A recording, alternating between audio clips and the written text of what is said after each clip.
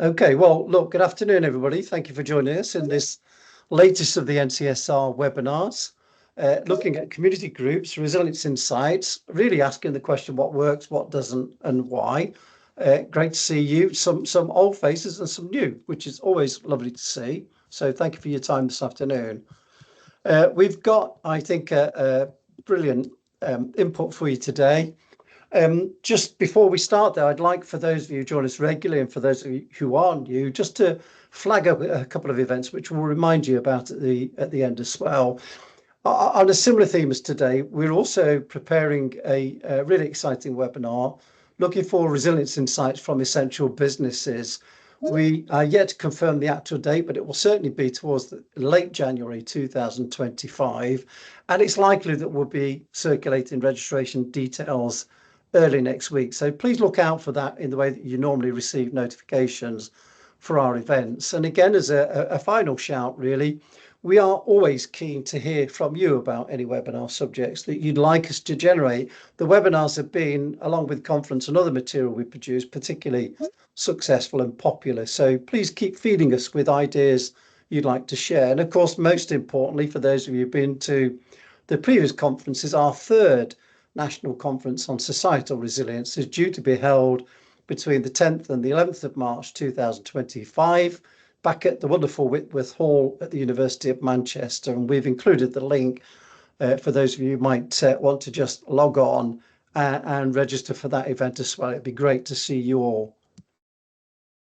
So welcome to you all. My name's David Powell. I think most of you all probably know me by now, working with the team at Alliance Manchester Business School, the University of Manchester, and of course, most importantly, working with colleagues from the National Consortium for Societal Resilience.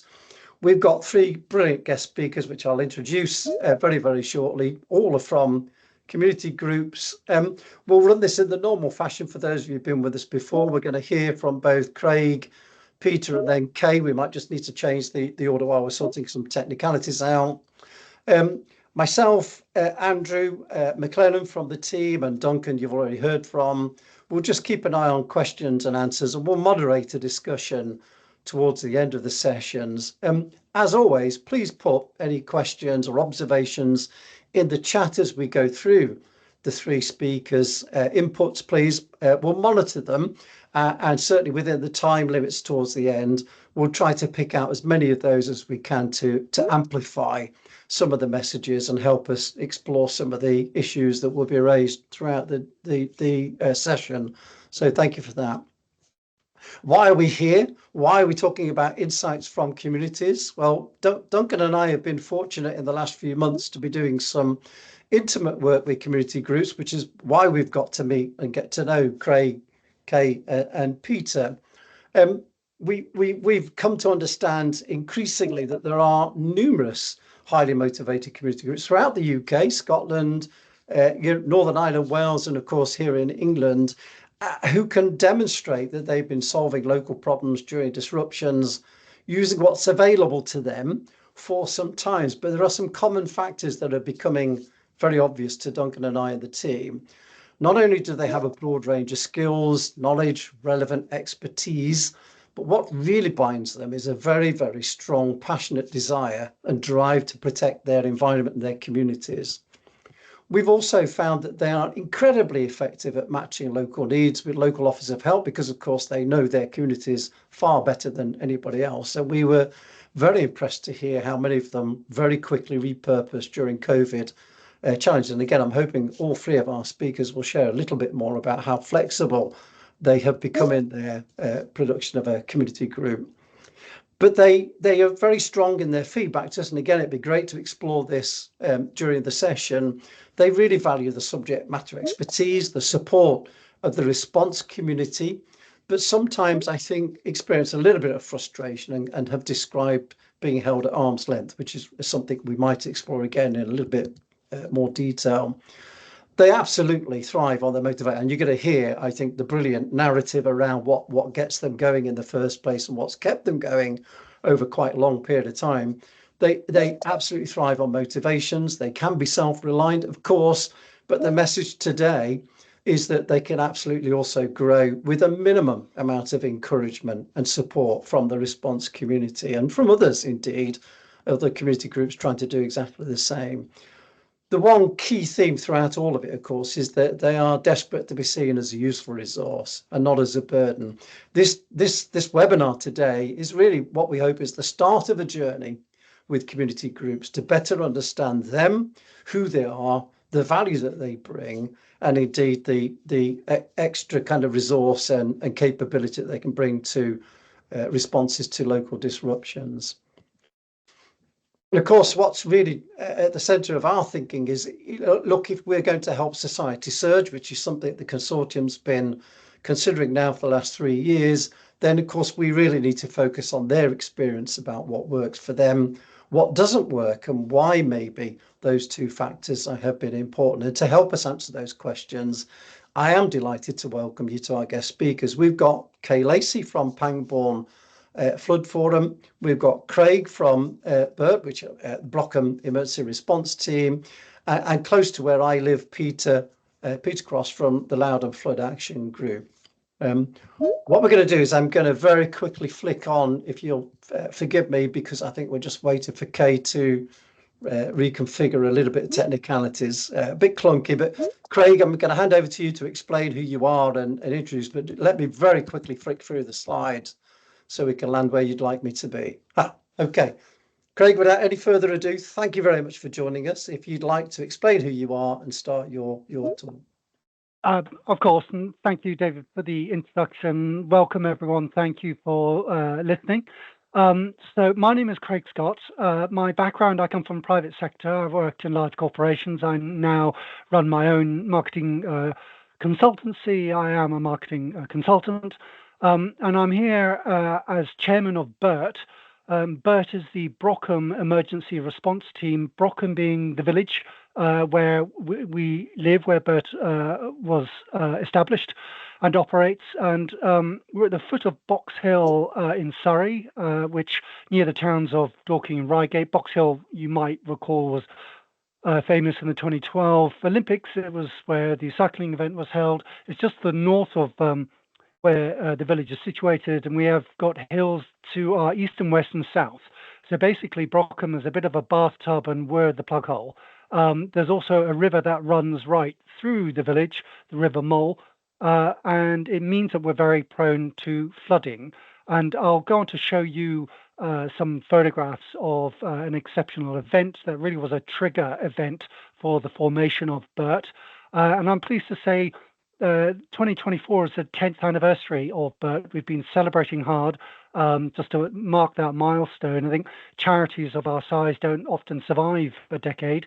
Often it's sort of 5 years, depending on the nature of the founder and their motivations and energy to keep things going. And I'm pleased to say, as part of that journey, we're awarded the Queen's Award for Voluntary Service, which is a very prestigious award and one we're very proud of. So, David, you can move on to the next slide, please. You'll be pleased to know there's no words on my slides, so I'll do all the talking. Lots of pretty pictures. That is the centre of our village, the top right. It's famous, well, famous. We boast about it being in the film Four Weddings and a Funeral. But it's actually best known for its fireworks, which was only a couple of weeks ago. I believe it's the largest fireworks display in the UK, but it raises tens of thousands of pounds, which is all given for charity. Tens of thousands of people come to the village and stand on that green. And actually, culturally, where we live, it's important because what we benefit from is a real, there was already wind in our sails from people who are very community minded and are willing to get involved. BERT has definitely benefited from that. Other things you'll see, the VE celebrations and bottom left, again, any of these kind of national events, we do celebrate locally. And of course, like many villages, we have our own duck race. I'm again chuffed to say is my wife's idea, who initiated the first one, and that's been going for about 15 years now. So if we can move on, please. So yes, that's the river. This is the trigger event. It's Christmas Eve, 24th of December 2023. where we just had an immense amount of rain after months of rain. So it was falling onto saturated ground. It often seems to be a deluge on saturated ground leads to flooding. And it was serious. You know, I was woken up personally at 6 in the morning by my neighbor shouting through my letterbox. And he was shouting, "Do not open your front door," because if I had, even more water would have come in. I went downstairs and stepped into water, and my mind was blown. I was completely baffled. I know I'm a mile from the river, and I really thought something apocalyptic was happening. You know, I thought Britain was sinking. Was there an earthquake I'd slept through? I just couldn't understand how my house was underwater. And then, of course, you know, towards the rear of our house, our back garden, my daughter's guinea pigs, their huts were floating down. They were all drowned. We were going from room to room, all the Christmas presents destroyed, everything. It was just dreadful. The entire ground floor underwater. So I knew then there was not a lot I could do. So I put on some wellies and banded together with some other guys. And we went around the village just asking, knocking on doors, "Do you need help? Is there anything we can do?" And we're helping older folk who are slightly more frail and needed help moving. So that was a trigger event, 2023. So in 2024, we thought it's time to get serious and we started BERT. Can we move on to the next slide, please? Oh, more of the same. Yeah, cars turned over. Yeah, it was just mind-blowing. Next slide, please. So, Bert, a bit about us. We're deliberately an emergency response team. We're primarily for flooding. I can't deny that. We have an annual ditch clearing exercise. So you can see we did one recently. It was the largest ditch clearing exercise. We had about 40 residents came to help out. And it just ensures that water flows into, through, and out of our village. And I personally have pulled out barbecues, lawnmowers, patio furniture, you name it. It's amazing what gets snagged up in the drainage system. But we do this annually, and it makes a big difference because we are on top of it. By doing it one day, 4 hours on a Sunday morning, it just keeps things moving. And we rotate around the village and prioritize different areas. But that's one thing that we do. We get call outs to residents who in bad weather, when they're at risk of flooding. Normally we're there within 15 minutes with a team of people. Over the years, we've collected, or been donated rather, quite a lot of money. I'll tell you, it's tens of thousands, and the interest alone of that covers our running costs. You know, we are left money in wills. We're people hold events and donate any surplus to us. So we benefit from that, and we've grown over the years. We've got a couple of storage units where we keep sandbags locally. We have a 20-foot steel container chock full of about 20 water pumps, generators, all the equipment that we use for these ditch clearing exercises. You know, we are well equipped and we are well funded, and we are very, very self-sufficient. I kind of brag that we have a bit of a punk attitude. You know, our attitude is kind of help us or get out of our way. And we have a vested interest in looking after ourselves, because I was flooded. I suffered tens of thousands of pounds of damage, and to this day, 10 years later, no one came to help me, not a single person. So we're out to help ourselves.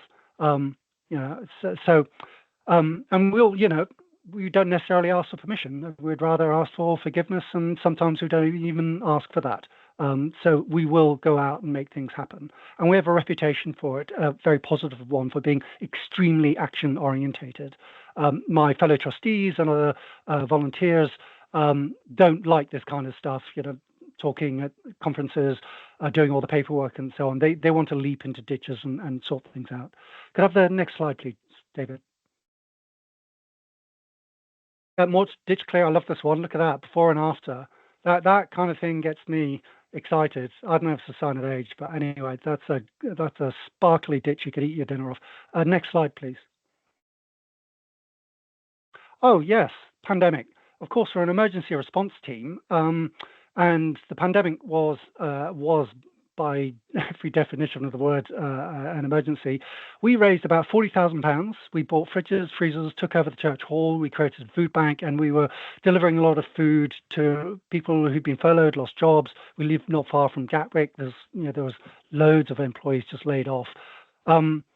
We did loads of other things besides. Oh, that picture at the top left actually is significant. That's one of the daughters of the trustees.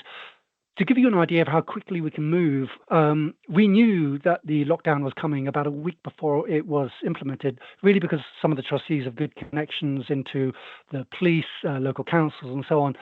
So we, that evening, designed a leaflet. The next day, we had about 3,000 of them printed. And then that evening, what this young girl is doing is we were putting them through letterboxes within 24 hours.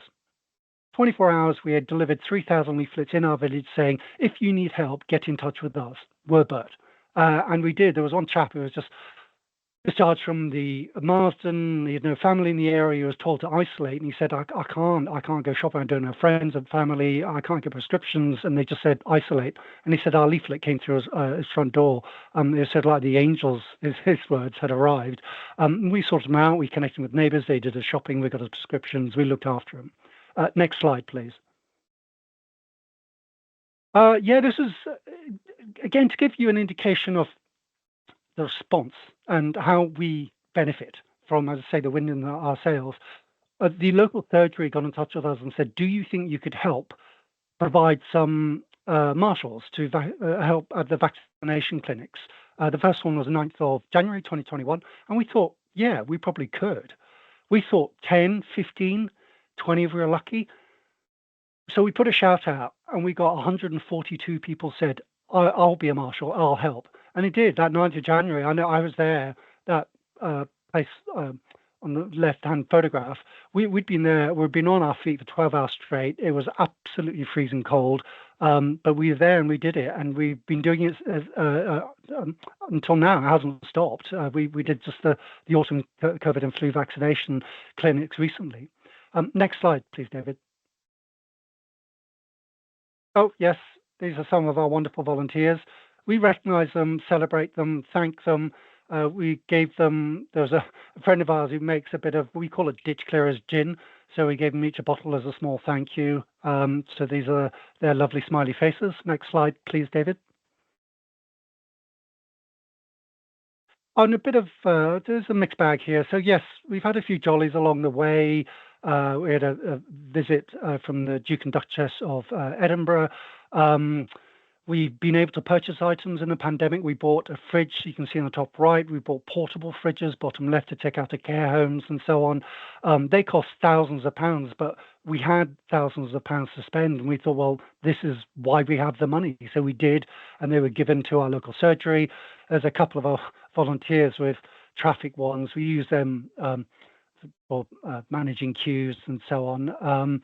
We bought foggers. We used them. There's one being used in the local pharmacy after someone had gone in who subsequently tested positive for COVID. And top left, the previous chairman, he was awarded an MBE for his services building BERT to where it is today. Next slide, please. I think we're at the end of my slides. Yes, we are.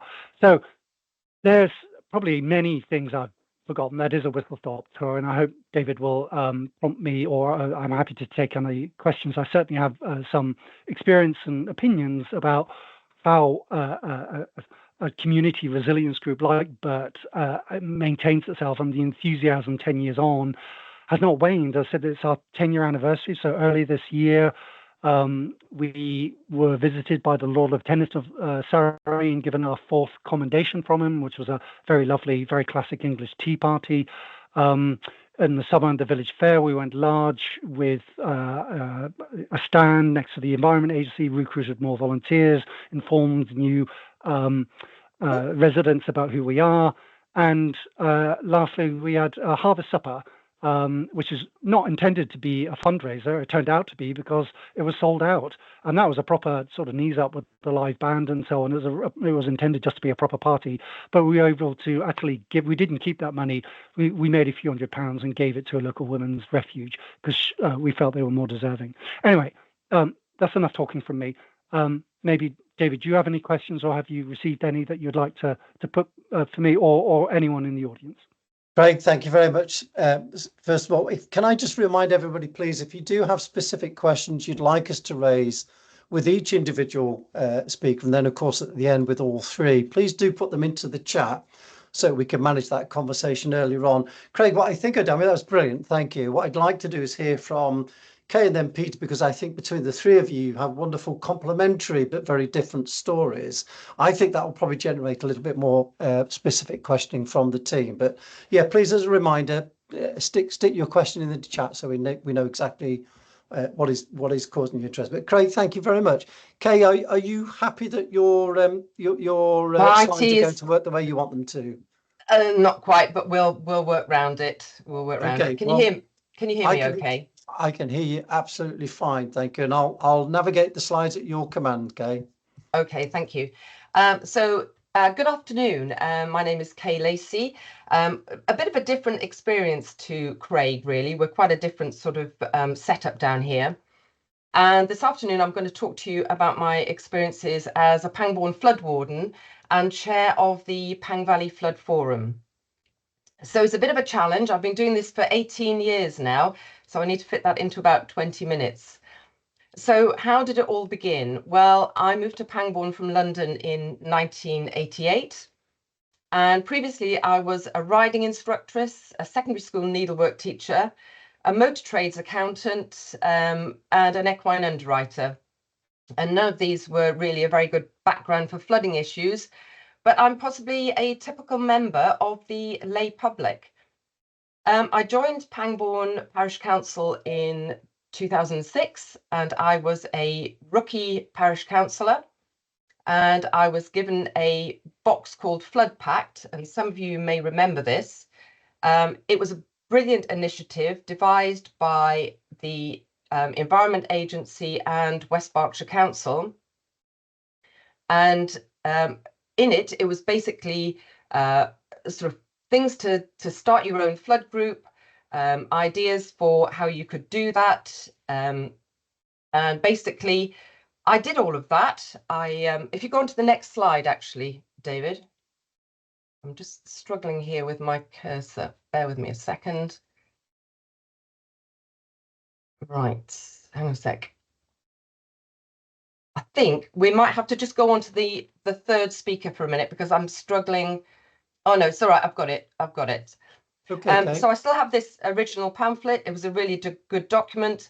I created a flood plan for the village. I set up a flood control group, identified which houses were at the highest level of risk from the Environment Agency's flood map, and delivered letters to all of those properties, advised them to sign up to floodline, etc. And then, next slide, please.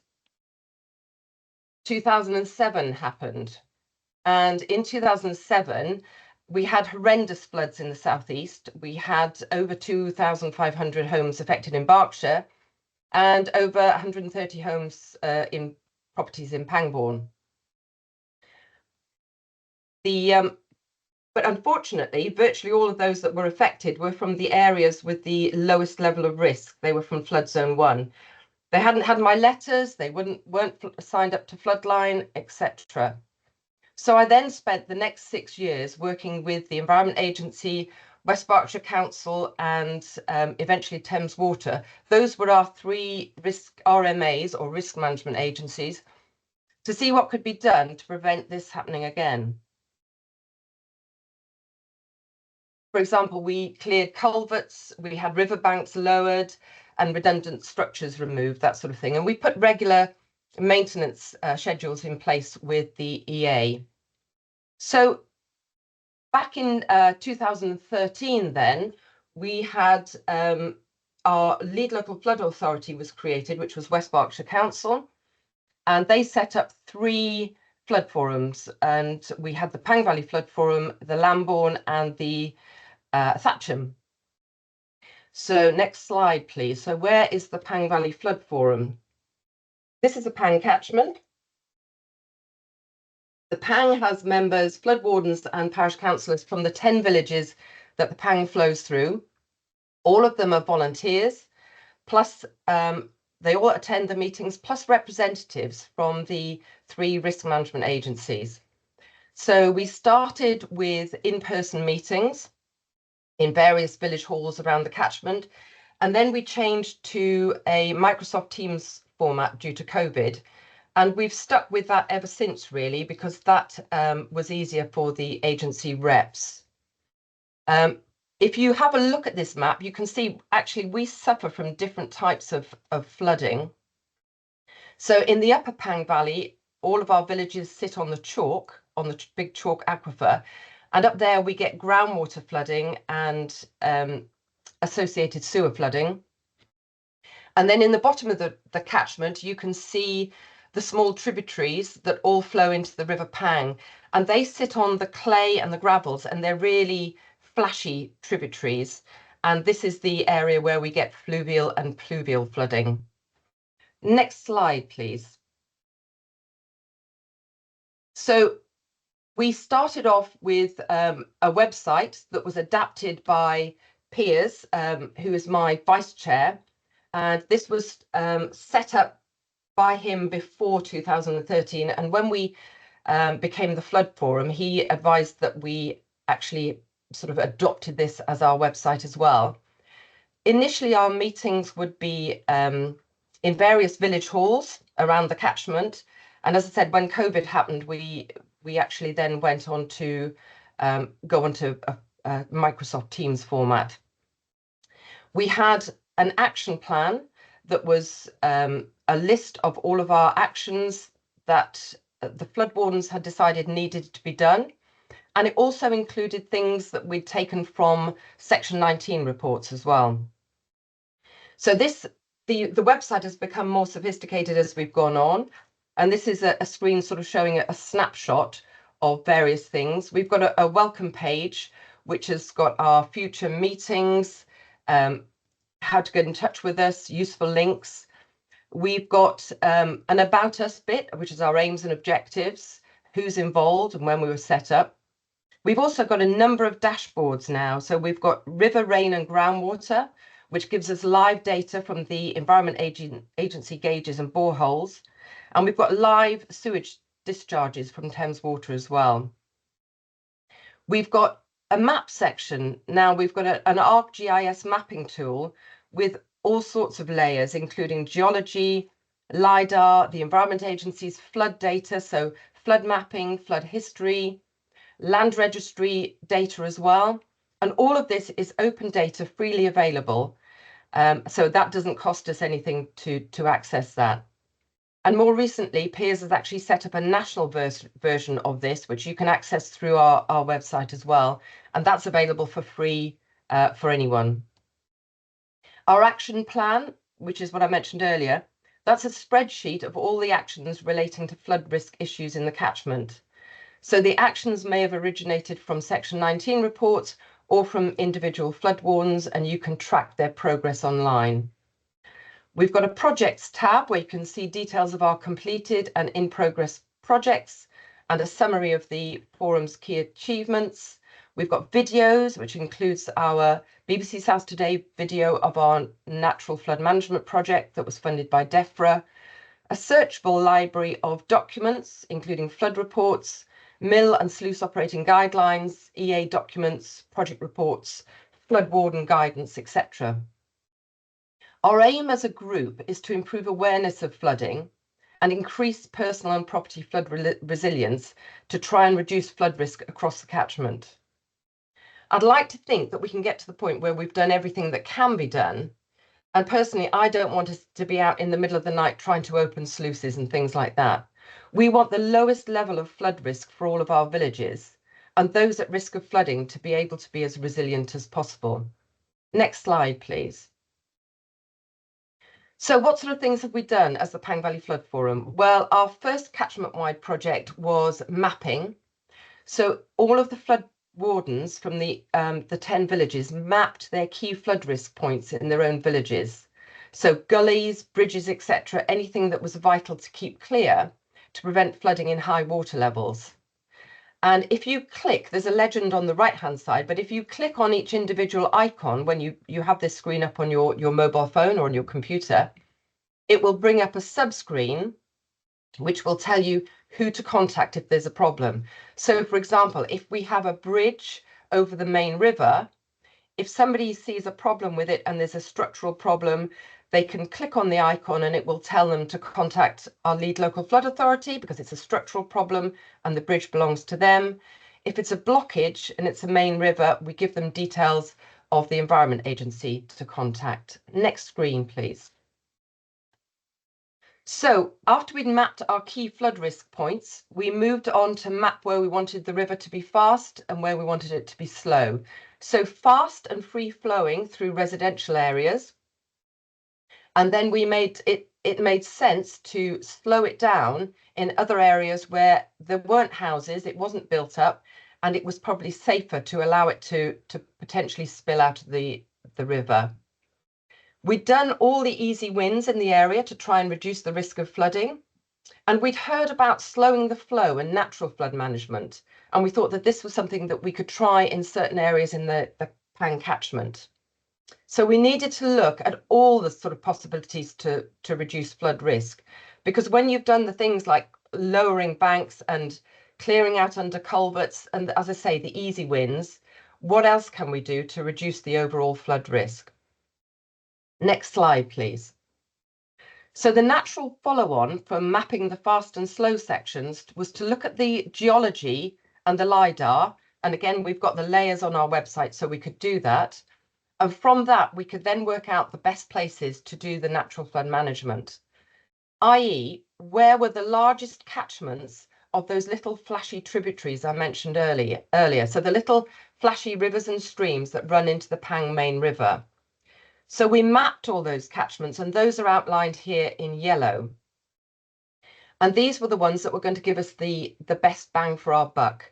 And with natural flood management, what we were trying to do was slow the flow of these really rapid little tributaries into the Pang. And then if we could slow the flow of this excess water getting into the Pang, we were hopefully going to be able to keep the Pang within bank and reduce the risk of flooding further downstream. We were successful in getting a number of grants for schemes from both DEFRA and later Thames RFCC, the Rivers and Coastal Committee. And we were fortunate also to have an existing good relationship with some local landowners. And this definitely helped with getting agreement to go ahead with project work. Next slide, please. So these are some photos from some of our natural flood management projects. As I mentioned, we had a good relationship with both of our landowners where we did these two different projects. And this certainly helped with successful grant applications and getting agreement to implement these interventions on private land. So these are the sort of things that we've done to try and reduce flood risk in the catchment in the more vulnerable areas. And we're currently still working on further projects and grant applications. Next slide, please. So what about raising awareness and improving personal flood resilience? So after the 2007 and 2013-14 winter floods, I wanted to hold a flood fair and try and get some companies to come and show their flood risk reduction products to local companies, to local residents. I went up to FloodX, which incidentally is on next week, and I visited various stands and asked if they would come and exhibit at a fair in Pangbourne. To give the Pang Valley Flood Forum more credibility, I found somebody to produce a logo for us free of charge and to get some business cards printed. So we looked a bit more official. And it worked, and we had about 9 or 10 different companies come down and attend. And that was including Flood Re as well. So next slide, please. So we've also done a flood workshop with Reading University. That was in March 2019. We were a key stakeholder in Reading University's Landwise project, and we have had over 100 attendees to this exhibition as well. Next slide, please. Finally, we held a flood protection event in January of this year with over 150 attendees and are holding an information presentation about flood insurance with Flood Re next week. Each year, we also take part in Englefield Estates' 2-day countryside school days event. And at that, we talked to over 400 children during the 2 days about the dangers of floodwaters, the sort of risk of floodwater, what sort of thing you can find in there, ways to protect your house and how rivers work, etc. We also give talks to other parish councils, other NGOs, and have Teams calls with other groups to help them advise. So next slide, please. What works well and what doesn't? Well, I think from our point of view, being a group or a forum rather than individuals gives you more leverage and you're taken more seriously. Being professional in how you deal with people and how you present yourselves. Again, you will be taken seriously and listened to. And personally, I actually prefer flood group to flood action group. So sorry, Peter, who's coming after me. I just think it can sound a bit more confrontational. I think having something like a logo is really good. And as I said, ours was free. Work with the agency representatives where possible, not against them. It's far more productive for both sides. As I mentioned earlier, be assertive, not aggressive, and be persistent, not rude, because that's far more effective and you will definitely get more things done. You might also want to think about becoming a legal entity. So becoming a charity definitely is better for raising funds. We had to be a charity to be eligible for our big DEFRA grant. And from a local authority's perspective, do listen to local residents. They have by far the best in-depth local knowledge of flooding in their area, and also may well have already established good landowner contacts, which can help gain permission for potential projects. Work with them and get them on side. They can help in so many ways. It can also help you to get work done that you as a local authority doesn't have time or resources for. So the Pang Valley Flood Forum have written and pulled together funding applications for recent grants, which were then submitted by the local authority. The local authority handles the money, that enables the projects to go ahead that benefit the community with minimal time outlay from the local authority. And the forum themselves don't have to handle the financial side, which makes it easier for us too. And the last slide, please. So really, I just wanted to show you a quote from Scott Salmon that came up on LinkedIn just recently. I congratulated him on 15 years at the Environment Agency, and he came back to me with this, and I think this just says it all in a nutshell, really. Thank you. Hey, thank you, and a great way to end it as well. So, I mean, I've got so many questions for you, as you already know, Kay, from previous discussions, and there's loads coming into the chat, which is lovely to see, but please do keep adding them in, everybody. But what I'm going to do, Kay and Craig, with your permission, is ask Peter to tell his story next, I think, because they are 3 brilliant stories to listen to. And then we'll come back and we'll get into a little bit more of the detail. Peter, are you happy to introduce yourself and explain your story in Gunthorpe? You and I live very close to each other. You and I both can't get anywhere when the Trent floods and starts to block up, the Gunthorpe Bridge, for example. So I'm particularly interested to hear your story on the back of Kay and Craig. So over to you. Thank you very much indeed, David. Good afternoon, everybody. My name is Peter Cross. I chair and founded the Lowdham Flood Action Group, which formed 5 years ago, which I'm now a little bit worried about, because Craig mentioned that most charities seem to fold after 5 years. So I'm rather hopeful we'll last a bit longer than that. But Lowdham is a village of 1,000 properties, 3,000 people, about 10 miles east of Nottingham. It's the most flooded village in Nottinghamshire.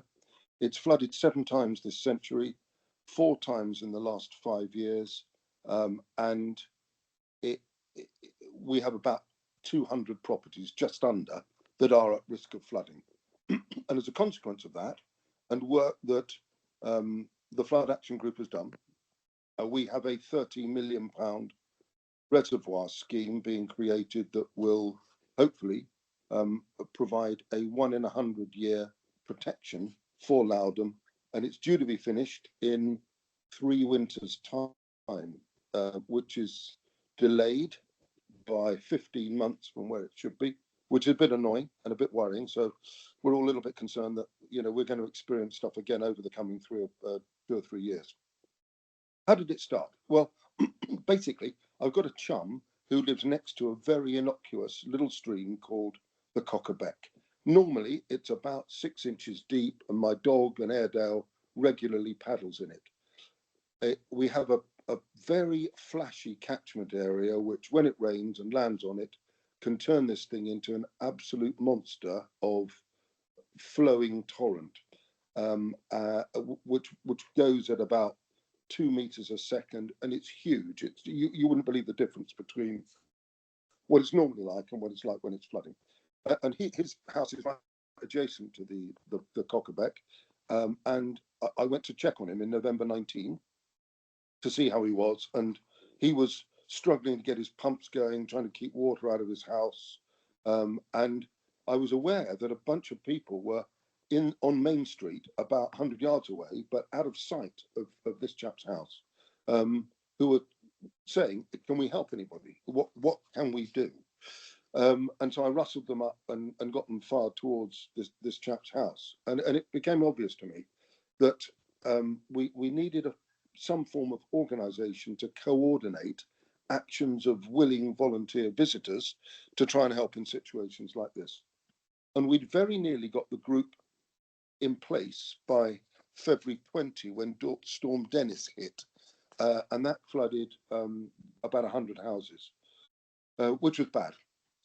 And then, of course, about 3 weeks after that, Boris closed the country down during COVID, so we turned what was the nascent flood action group into a COVID support group, where we had 180 volunteers supporting 80 families that were isolating.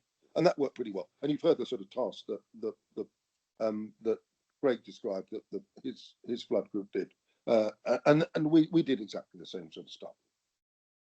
So what does our flood group do? Well, we've got a number of roles that we do. We've got people who are experts in weather prediction. We're not in competition with the Met Office or the Environment Agency, but what we do have is a thing called Hazard Manager, which allows us to predict at about 3 hours notice, almost precisely what the level of rainfall is likely to be over the catchment area that impacts us, which means that we can provide a very accurate forecast most of the time for what's going to happen into Lowdham. We have a team of photo recorders who go around during a flood event, photographing various bridges that get hit by rain, hit by the stream coming up. And we've got our own lagoon with a spillway that floods into it. When the Cockerbeck gets to a certain height, we want to know when that's come into action. So we've got people who photograph that and so on. During normal time, we have watercourse walkers who check the beck for any form of obstruction or likely obstruction that might appear. We have road closure volunteers who are trained by the county council to close roads that need to be shut to keep basically motorists safe, but also to stop vehicles driving in a manner that's going to flood other properties. We have a very important group who we call our flood buddies. These are people who work with individuals in the village, mainly elderly, often single widowed ladies who live in bungalows in areas that frequently flood. And these people are known to them, so that if it's likely that we're going to get a flood, they've got a known named person that they're familiar with who can give them a buzz or knock on their door at night and say, "Look, we think things are going to be a bit difficult. Would you like me to help with your putting up sandbags or property resilience measures and so on?" That's an important function.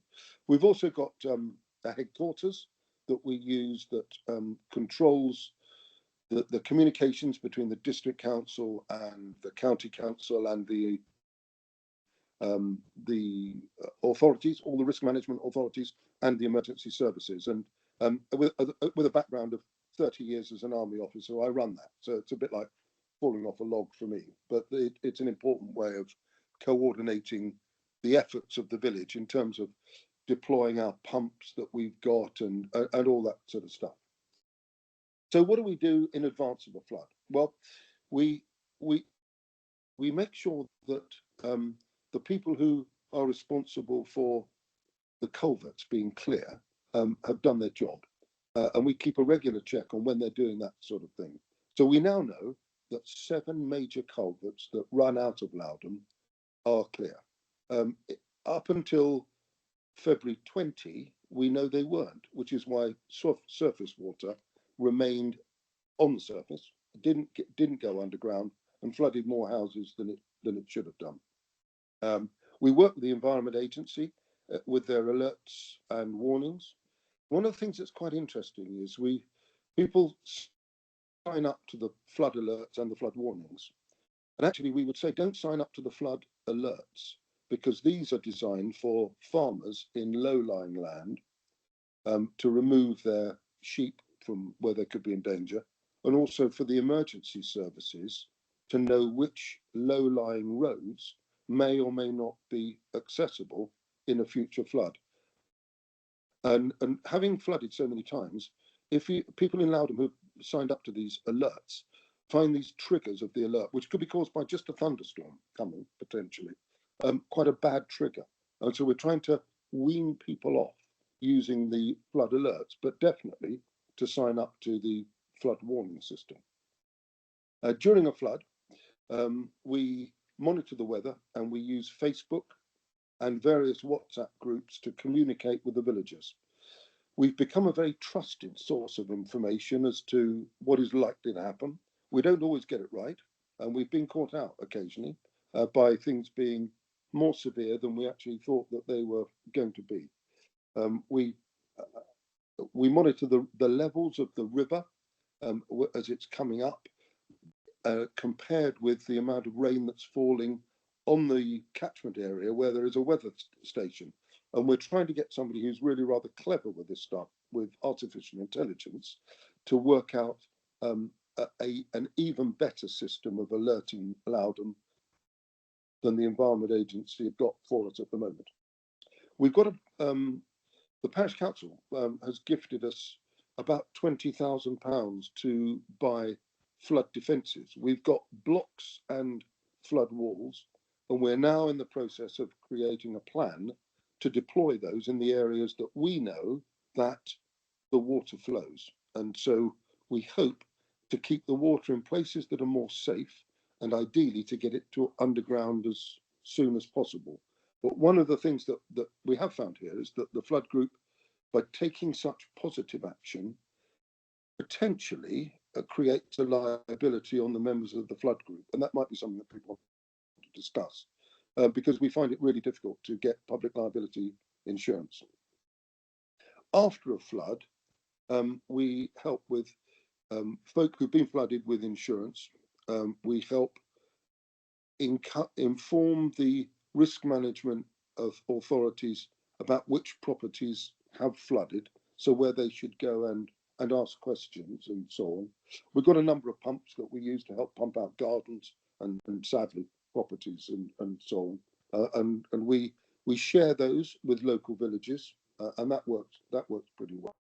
And we try our best to provide information for the lead local flood authority about Section 19 reports, and I'll come to that in just a second, because I think they're very important. And I suspect that some folk in the lead local flood authority don't find them as important as we do. Previously, they have failed to identify the causes of flooding, which meant that an Environment Agency flood defence scheme on one of the banks, which was meant to stop properties flooding over a number of years, had basically failed. And because this wasn't included in the Section 19 report, it wasn't flagged up to the Environment Agency. They needed to repair it. And we managed to get the chief exec of the Environment Agency into the village just before COVID struck to say to Sir James Bevan, your defence doesn't work. You need to sort something out and get this fixed. And he was very good.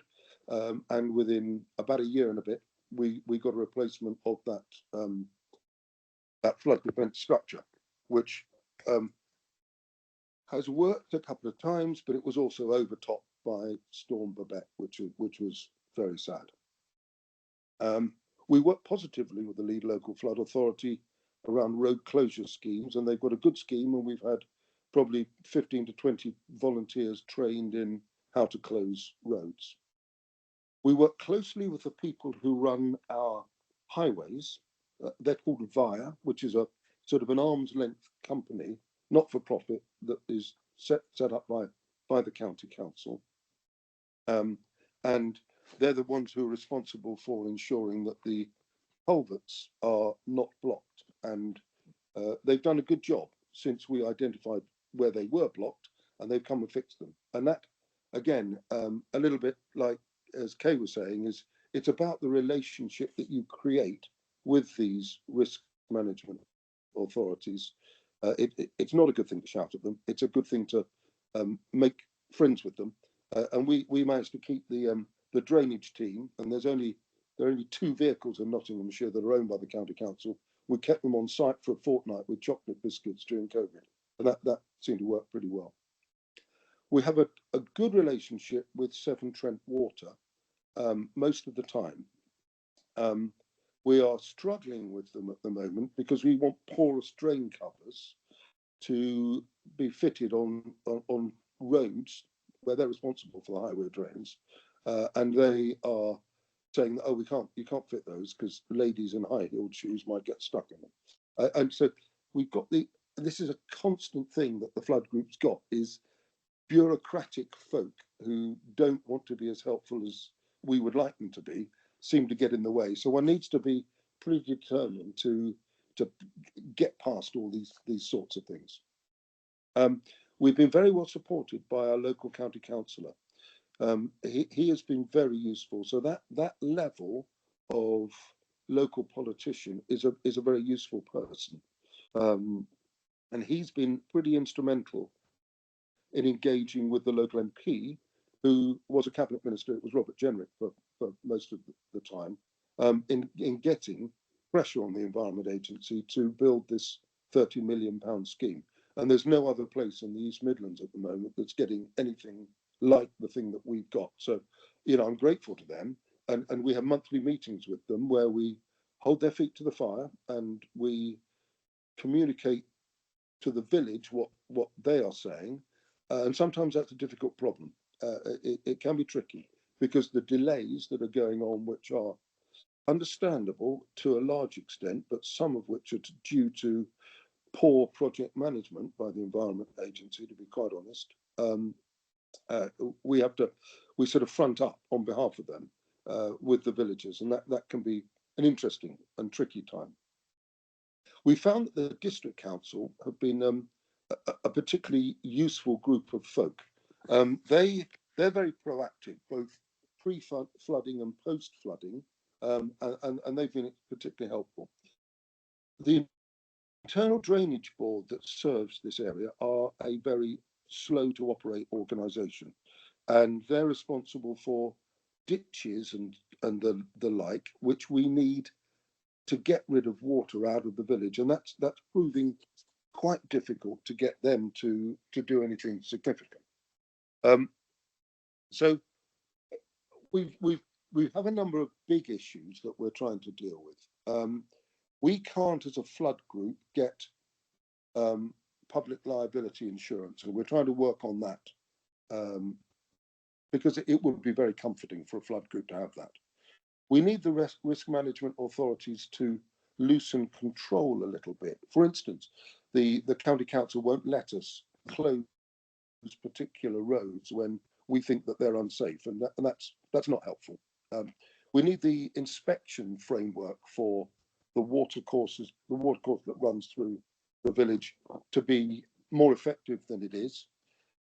We're trying to create a network of rain gauges in the area where we link with other flood groups, so that we can provide a better weather forecasting service for villages around us. And we've got a group of flood groups that work together.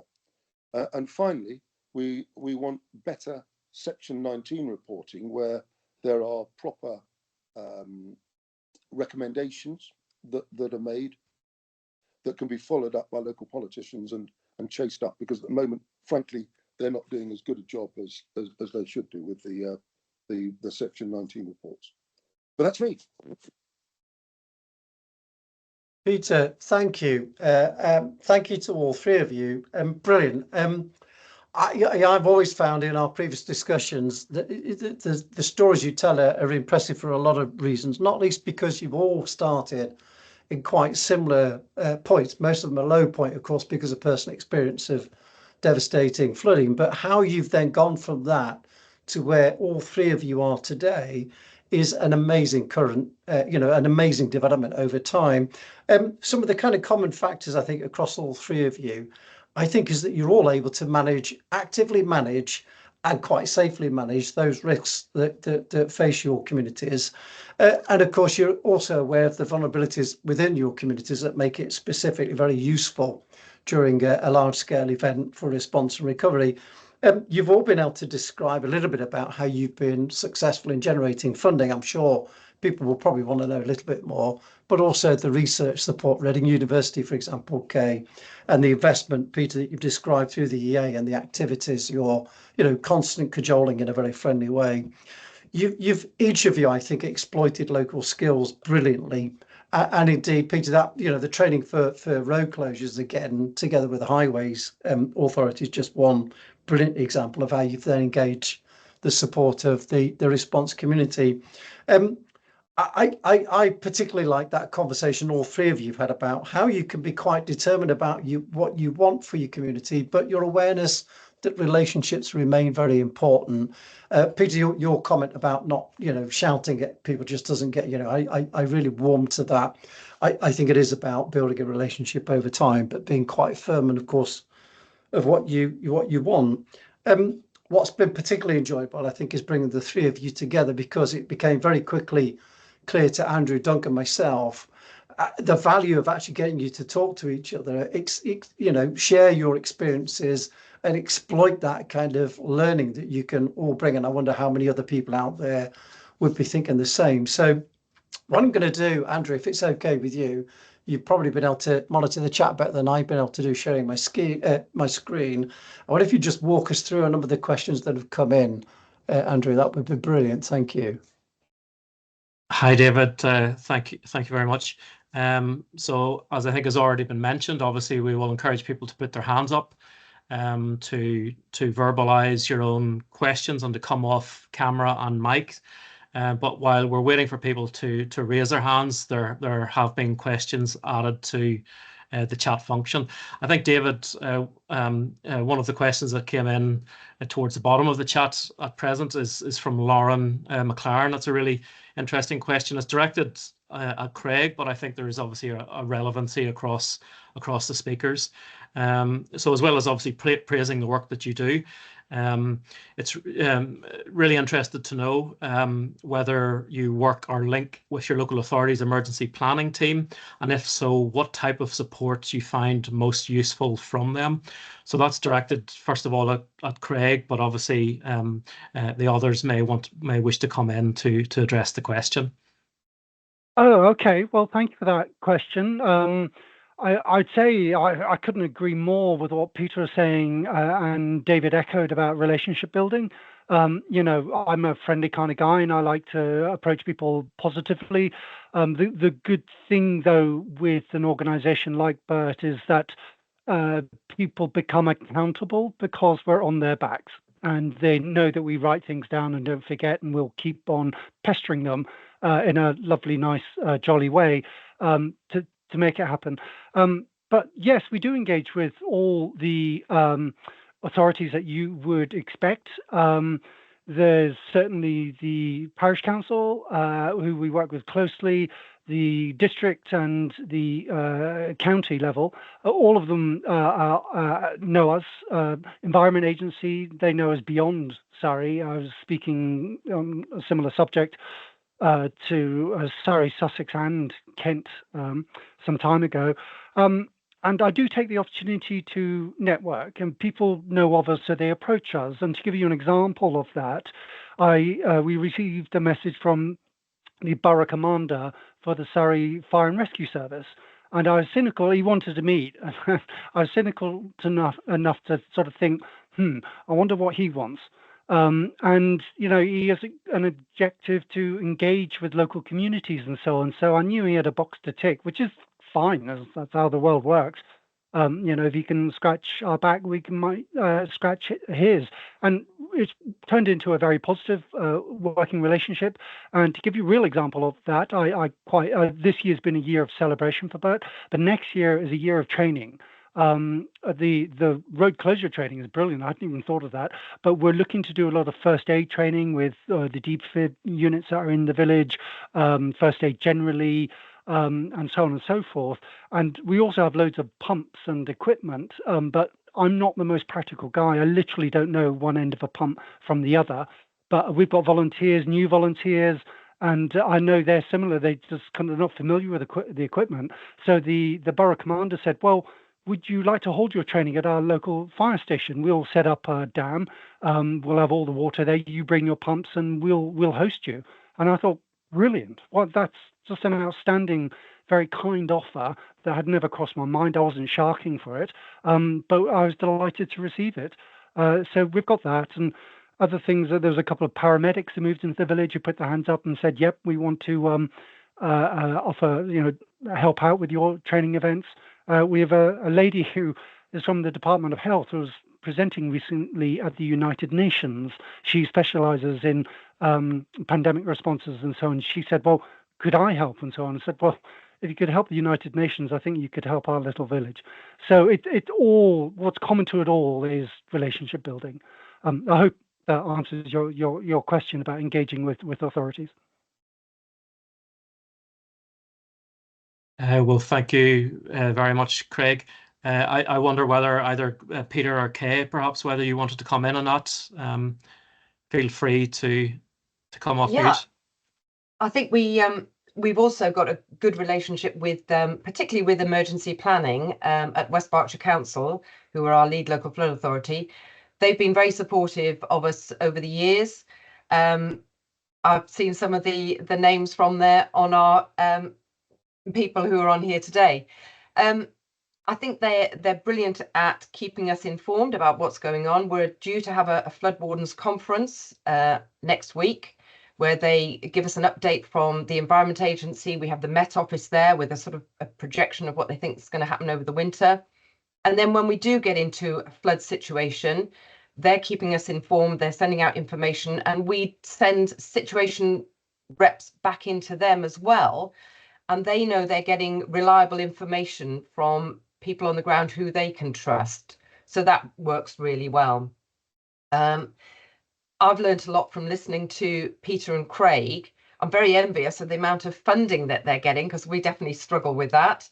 But we've certainly picked up some good ideas from what you've done. I think we're all quite different in how we're working. I struggle to get people. I think Pangbourne's quite a large village bordering on a small town, and I struggle to get people involved. I've got 2 other flood wardens who work with me, and they're great, but actually pulling in other people to help us has been a bit of a challenge.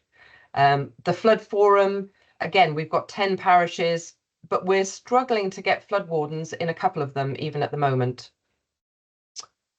Peter? I've found, yeah, no, absolutely. I can absolutely empathise with that, Kay.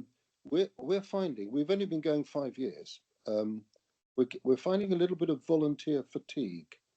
I hope that, if something happens, we'll have more people coming out of the woodwork. But I'm sensing that there's a bit of sort of, oh goodness me, here we go again, the flooding, and it's big on the village's mind at the moment. It's probably the most important thing in the village is getting this blooming flood alleviation scheme finished, so that nearly 200 properties aren't thinking every time it rains, goodness, here we go.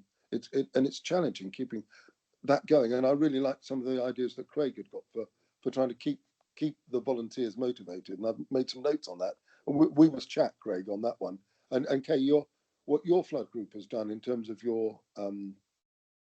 dashboard and so on is groundbreaking, and it's probably the best in the country that I've seen. You know, I'd love to have a bit more of a conversation about that. And anybody else who wants to have a dashboard where it's a means to inform local folk about what's going on. I think yours is exemplary. We've got something ourselves which is less good than yours, but we've also now we bought a thing called Scalgo, which is a very good software package that predicts water flow and all that sort of stuff. And we've got that, and we're now going to offer that to other flood groups around us locally so that we can try and help them solve their problems. So I think this whole network of groups of flood groups is a really important way to go in the future, whether it's weather warning or doing stuff in a quiet time around what you can do, like you've done with identifying where natural flood management can be done. We've got 52 things that go on with the Cockerbeck, and that's great. I don't think there's any more that we can do, to be honest, but it's all really good stuff. Well, thank you very much, Peter. And Kay, thank you very much for really fantastic cross-fertilization of ideas, which is obviously a tremendous kind of positive that does come from this webinar series. Before I return to the chat, we obviously have a number of hands up, so I'll just try to bring a number of people in. I think I see Chris Scott, your mic and camera has been enabled, and then after Chris, I can bring in Emma Gifford and then Leo Bryant. So Chris, go ahead. Hello, thank you. And thank you to all three speakers. Absolutely fascinating. My question, firstly, was to Kay on the Pangbourne website. Really interested about that ability for local people to have that local dashboard available to them. Could you tell me the links that you had for those flood alerts, is that automated? Does that automatically update with Environment Agency flood warnings, or does that have to be physically changed and updated by people within your group? Nope, it's all automatically pulled through. So as soon as we go onto flood warning, that will automatically go onto the website as well. So we are just, or Piers, it's not me, it's Piers who's absolutely brilliant, our vice chair. He is at the moment putting together hosting packages for other flood groups who want to have that same facility to have a dashboard for their local rivers and groundwater borehole if you've got one, and it will give you your local rainfall and that sort of thing as well. So that is just being pulled together at the moment. He's just doing sort of some testing on it. But the national flood map is already up and running on our website, and anybody can use that.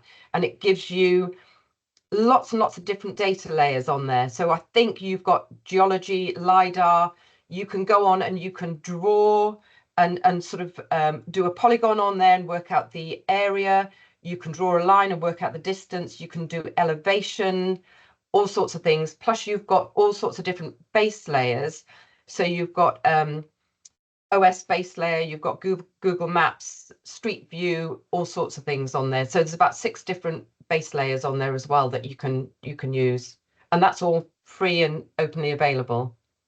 That's brilliant. And I know Peter alluded to AI, and I think a lot of people have some fears of what artificial intelligence can do, but actually it's quite clear that this AI is going to be something for the future. And I think it's going to revolutionize some of that local warning and informing to our communities. So thank you very much, all of you, for sharing that. Thank you. Thank you. Well, thank you very much, Chris. So if I could maybe bring in Emma Gifford now. So Emma, you should be able to come off mic and onto camera, and then after Emma we can move on to Leo Bryant.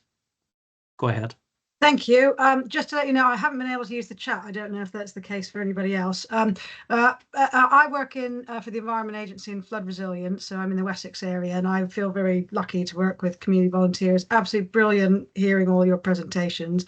I always feel like I learn a huge amount from both people I work with, and when I get a chance to hear stories like yours. A lot of the problems I'm hearing from you are pretty universal in my experience around insurance and road closures and Section 19s, which always seem to fall short of people's expectations. But I think, something I'm really interested in is how we reach harder to reach demographics and, urban areas. And I know you mentioned, Kay, that there are some areas that you've found maybe harder to get volunteers in than others. So I'm curious about whether you have any kind of sort of thoughts around how we might do that better. And I'm also wondering what you feel the key support you've had. I mean, I feel like my job is to enable communities to do the kind of work that you're doing. What's the key support you've had from agencies, or that you wish you'd had from agencies? I think that's really interesting. I think our lead local flood authority have been really supportive all the way through. Absolutely brilliant. We certainly have struggled a bit with the Environment Agency over the years. We've had a lot of changes in the Environment Agency, so changes of staff. Sometimes people would leave and we wouldn't be informed that they'd left their position. So I'd be sending emails and we wouldn't hear anything back. I think it took a while for us to be taken seriously. We've actually, within the Flood Forum, we've got quite a few people. We've got a couple of hydrologists and a hydrogeologists and quite a few really experienced and knowledgeable retirees in the sort of West Berkshire area.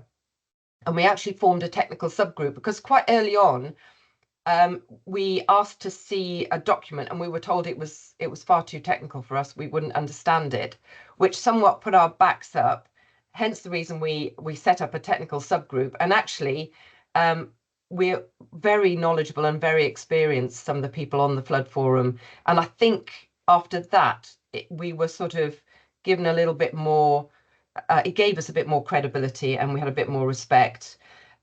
Thames Water are okay. I mean, they've got their own difficulties at the moment.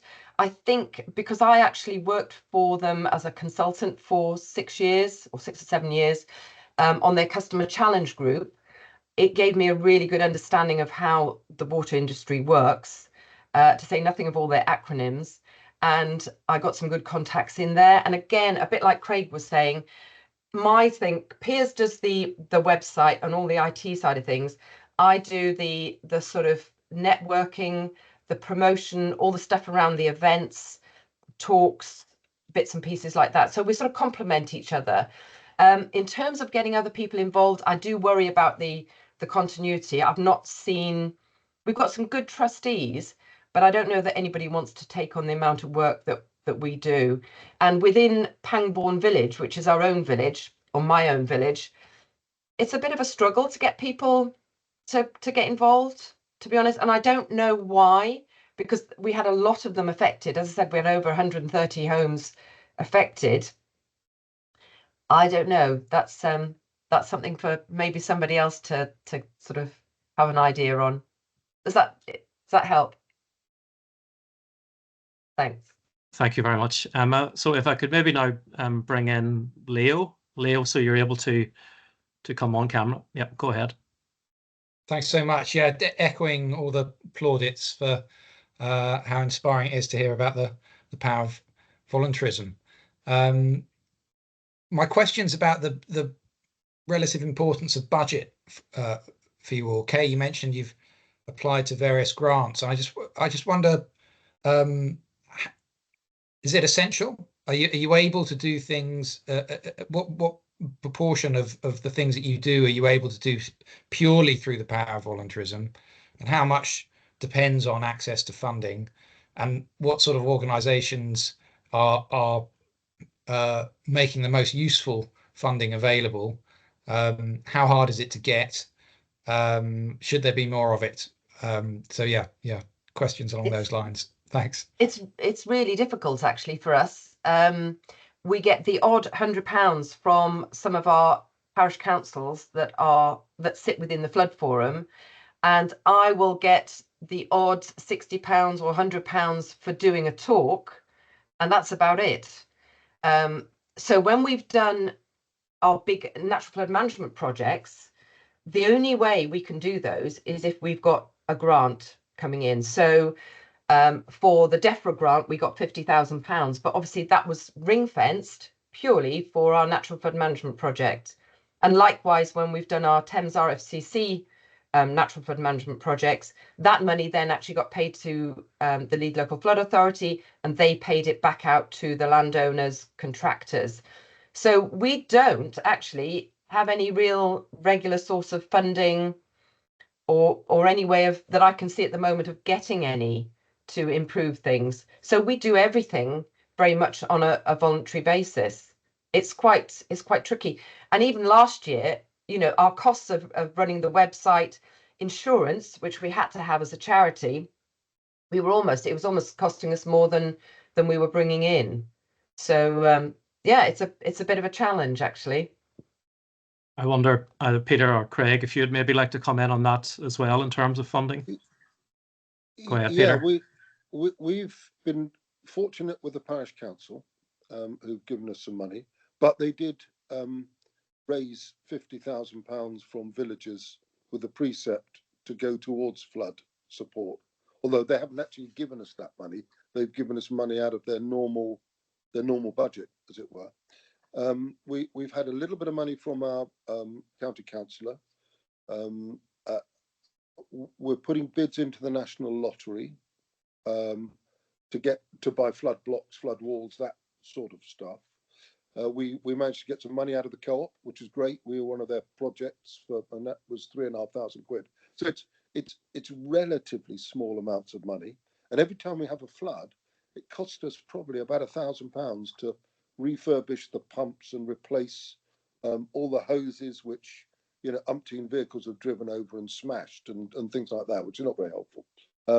So it is quite tough. It is quite tough getting money, but we're really lucky that we've got this big scheme being done, and that we also got the left bank repair thing done by the EA. So the EA have been good, and we try really hard to keep the EA as close friends, because they're important. They're really important to us because they've got the big money, and we need to dip into that.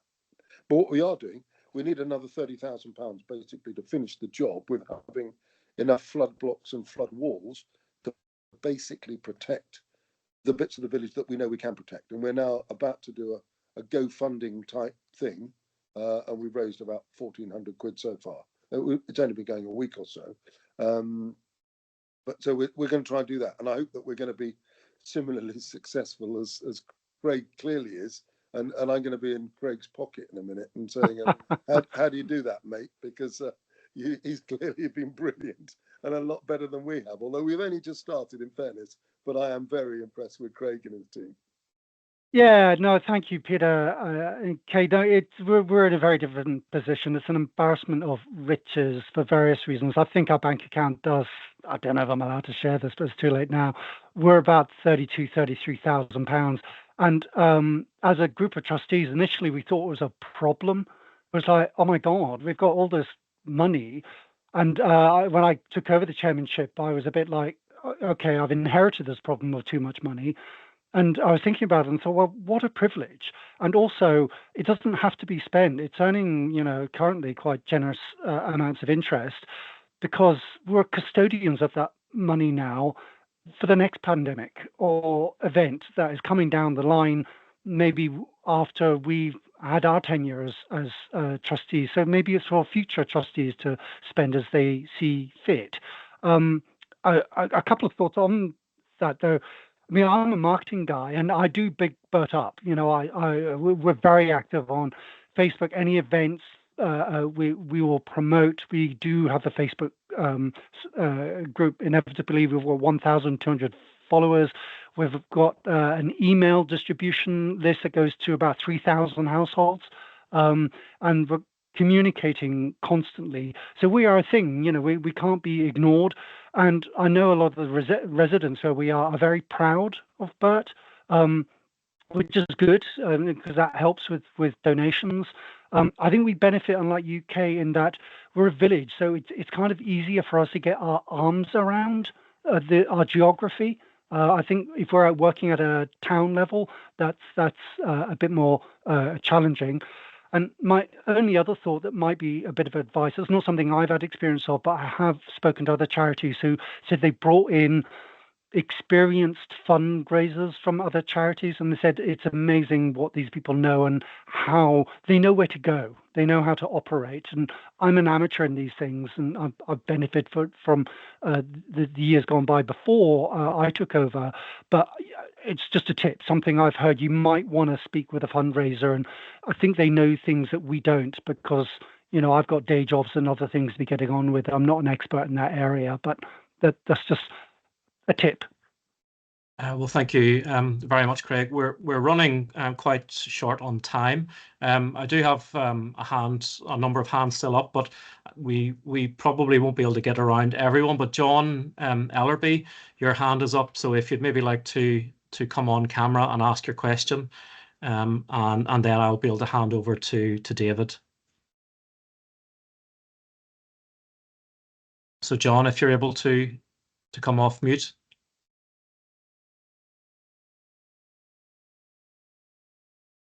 No, I don't see any movement at present.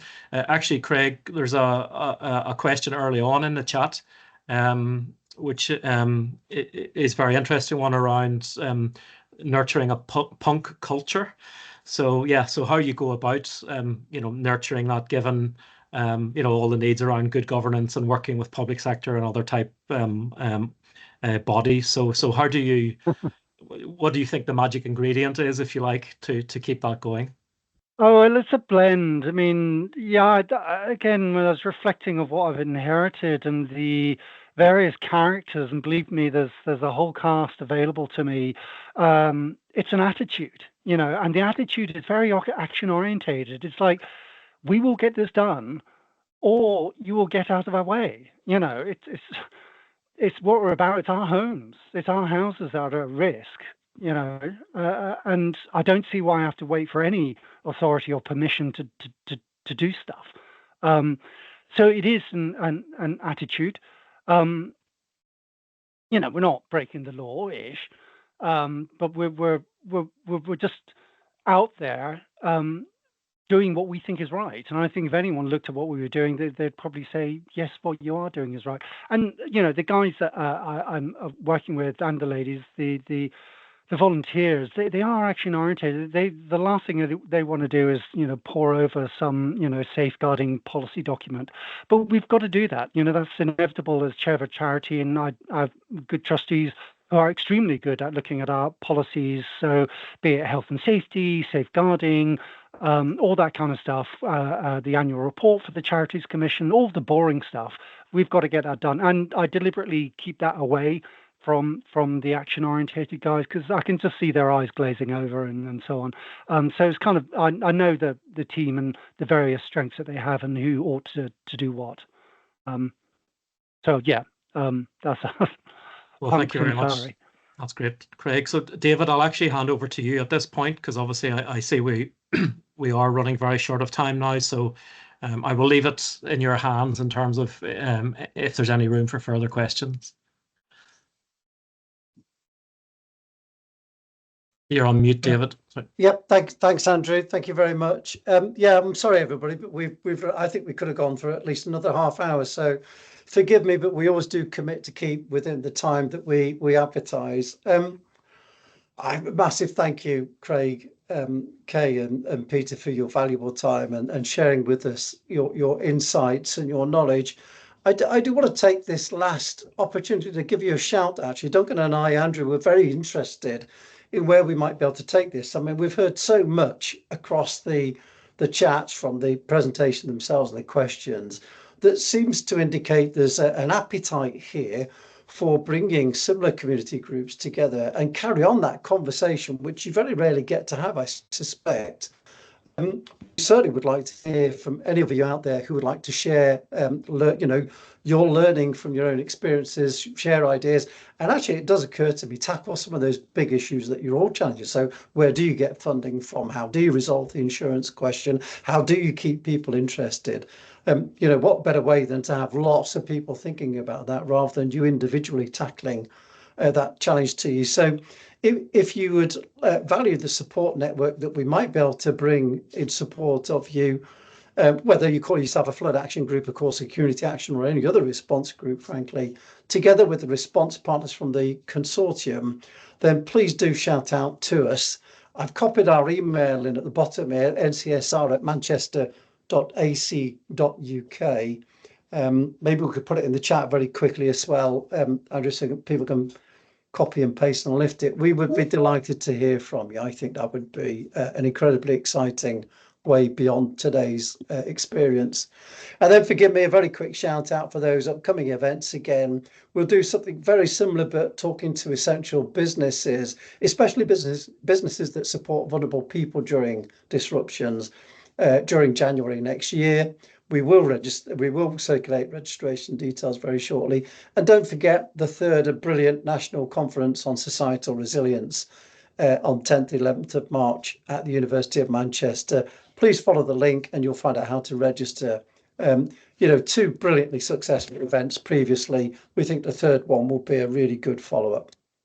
And then finally, just to ask you to stay connected with us and the RBOC network, please, either through looking at these webinar recordings. This will be available very shortly on the website that's advertised on the page in front of you.